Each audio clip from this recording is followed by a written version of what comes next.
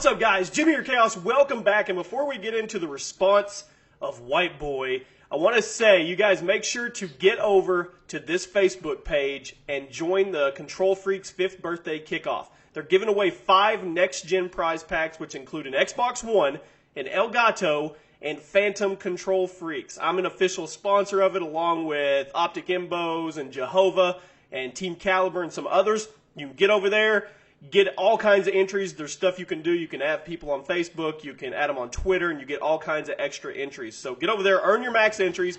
Link in the description.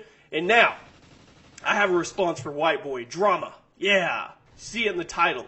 I put it in the title. Actually, I asked permission from Alex if he thought it was cool if I did a response to his Black Ops 3 in a World War II setting video. And I thought it was very interesting, and I wanted to talk about it. Me and Alex are really good friends. We're actually crab and lobster buddies in Seattle every year at PAX. I'm hoping we're making it a tradition. Me and Ashley go with him and K-pop, and we feed our face full of crab legs. Anyway, yeah, so let's get into this. So, there's a good chance that we may not see a Treyarch game for the next Call of Duty. There's a really good chance, and that saddens me because I'm seeing more and more information that points to that we may see a Sledgehammer game. But anyway, not going to worry about that. We're going to get a Treyarch game, whether it's this year coming or next year. And if it's next year, on the positive side, they have a long time to get that game polished and ready. Now, White Boy made a video saying, what if when Black Ops 3 does come, because it's probably going to come eventually, it was in a World War II setting instead of the future? Because Black Ops 1 was in the 60s and the 80s, and Black Ops 2 was in the 2025 and then somehow back in the 80s as well. And it's getting a little old for the futuristic stuff. I know that sounds crazy, but I think it's time they went back to their roots.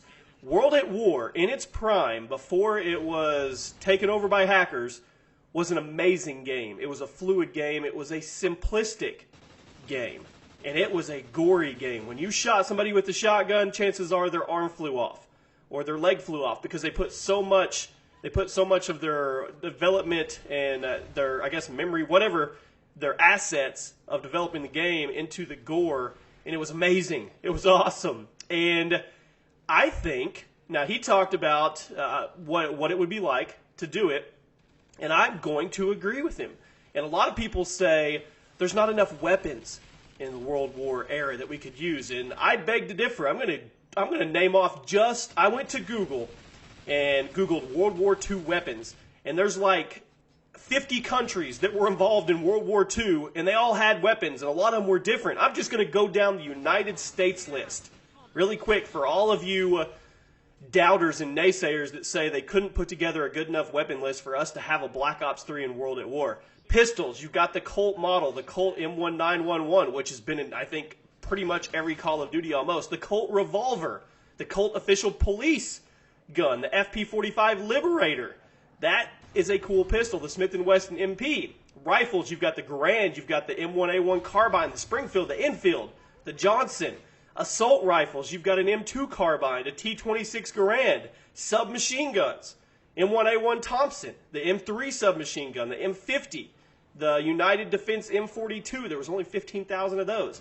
Machine guns, the big boys, you've got the Browning, which everybody loved in Zombies, you've got all kinds of versions of the Browning, a heavy machine gun, a medium machine gun, you've got the Johnson machine gun, and for you snipers, snipers wouldn't have anything to do, some of the best sniper rifles were in World at War. You had the M1 Garand, you had the Springfield, you had the Enfield, you had the Winchester Model 70, shotties. I mean, they cover everything, and I'm just listing the United States weapons.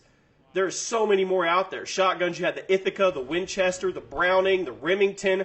Anti-tank weapons, we have our launchers in the bazookas, the M18s. They even had flamethrowers. They had frag grenades. I can go on and on. Mortars, M1 mortars, M2 mortars, all kinds of knives. We could take knifing to the next level with the bayonet knife, the Mark I trench knife, the V42, the Bolo knife, the Kabar. I mean, the list goes on and on. So the point being, there is plenty that they could do with weapons to do a World War II setting for a Call of Duty. I think it would be amazing because they would be able to bring back tanks. Tanks were awesome in World at War. They were slow, but on those big maps, they were awesome. It was a lot of fun.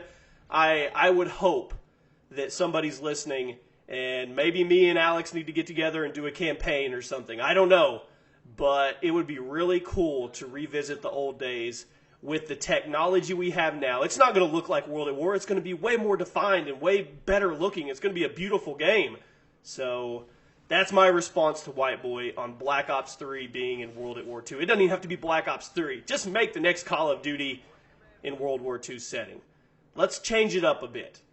Anyway, guys, hope you enjoyed it. Be sure to drop a like if you'd like to see World War II setting for the next Call of Duty. Share this around, and I'll see you later.